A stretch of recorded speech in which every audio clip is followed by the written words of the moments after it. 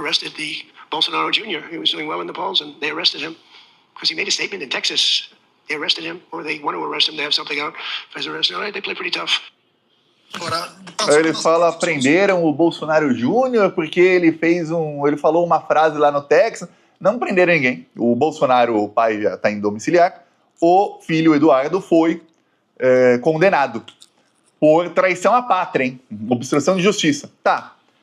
Você vê que o Trump não sabe muito, ele confunde o Flávio com o Eduardo, ele acha que o Bolsonaro só tem um filho, não sabe direito quem é candidato, quem não é. Não é muito aí a prioridade dele saber disso aí, mas ele fala, no Brasil é difícil, tal. Aí ele ainda fala uma coisa meio em tom de ameaça, fala, no Brasil eles são bem fortes com a política, mas nós somos mais. Como assim vocês são mais? Não entendi. Mas tá, aí o Lula, achou que ia ficar sem resposta do Lula? De jeito nenhum, o Lula já foi pra cima do Trump, tá? Primeiro, na parte aí das negociações, aí depois ele respondeu à fala do Trump. Primeiro o Lula. Porque nós estamos em negociação. E eu não pedi bilateral para o Trump porque nós estamos em negociação. Eu acho que o que ele fez foi uma coisa de negociação. Eu acho que o que ele fez foi uma coisa desaforada para o Brasil. Ele sabe disso. É por isso que eu disse que ele ainda continua agindo como imperador. Nós estávamos fazendo acordo com o Mauro Vieira, sabe? E o meu ministro do Comércio estão tratando com o ministro do Comércio dele. Nós estamos negociando. Eu entreguei para ele um documento do crime organizado para mostrar que a nossa Polícia Federal está preparada para enfrentar o crime organizado. Disse para ele que se ele quiser combater o crime organizado, o Brasil está muito disposto, inclusive dizendo para ele que são eles que exportam contrabandeiro arma para o Brasil. Todas as armas que a Polícia Federal aprende no Brasil vêm de Miami. E que o estado de Delaware, nos Estados Unidos, faz lavagem de dinheiro de bandidos brasileiros. Entreguei por escrito, porque eu não quero só falar. Porque o presidente Trump, ele fala muito e ouve pouco. Então eu fiz questão de entregar para ele por escrito o que nós queremos para combater o crime organizado, o que nós queremos sobre a questão de terras raras e minérios criptos, o que nós queremos sobre a questão do comércio. Entreguei para ele, inclusive, um quarto documento. O acordo que nós fizemos com o Irã em 2010 entre Índia, entre Turquia e Brasil, que se ele tivesse aceito o nosso acordo, não precisaria ter matado o Khamenei. Aí, Lula... Você vê que o Lula, quando fala com o Trump, ele tem os argumentos. Até na questão do Irã, ele fala, olha, em 2010 eu fiz acordo com o Irã. Aí, depois que eu voltei com um acordo assinado pelo Irã, os Estados Unidos foram lá e falaram, não, esse acordo não vale.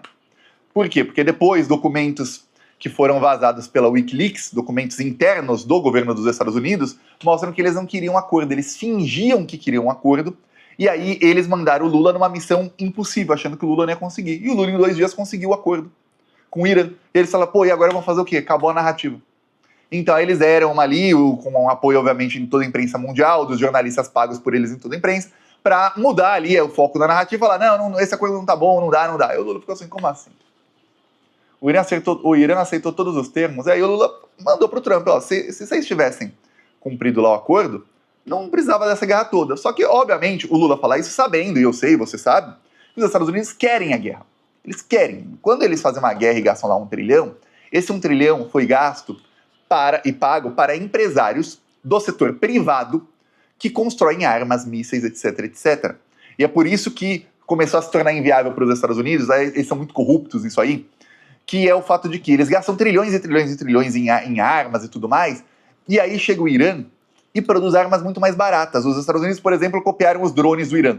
O Irã tem lá os seus drones, os Estados Unidos copiaram. Só que o Irã faz um drone por 20 a 50 mil dólares, dependendo de quantos explosivos tem dentro. Os Estados Unidos estavam custando 400 mil dólares. Por quê, Thiago? Porque no Irã é feito estatal, pelo exército. Nos Estados Unidos, não, tem que pagar algum empresário que quer ter lucro. Então, o empresário deve fazer o drone por 20 mil dólares, ou até menos. Nos Estados Unidos é ainda mais barato eles comprarem o material para fazer o drone. Só que ele precisa lucrar. E aí mete um preço muito maior. Aí não fica inviável, a longo prazo, eles terem um aparato grande de guerra. E acabam sendo humilhados, como foram aí na guerra do Irã. Humilhados. A maior humilhação aí dos Estados Unidos desde o Vietnã.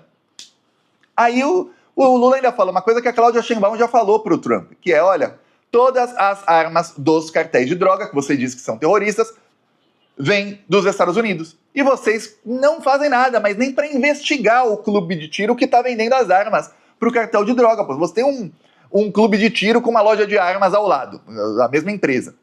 Aí, de repente, um clube de tiro numa cidadezinha pequenininha, os caras estão vendendo 100 milhões de dólares em armas. Pô, peraí, investiga o cara. Não, vocês não estão. Então entra dinheiro das drogas nos Estados Unidos e aí depois, ainda, para piorar, vocês deixam eles lavarem o dinheiro nos Estados Unidos também. Aí fica uma loucura. E aí causa violência em outros países. Eu já expliquei aqui que isso é uma tática dos Estados Unidos. Isso é política de Estado deles. Eles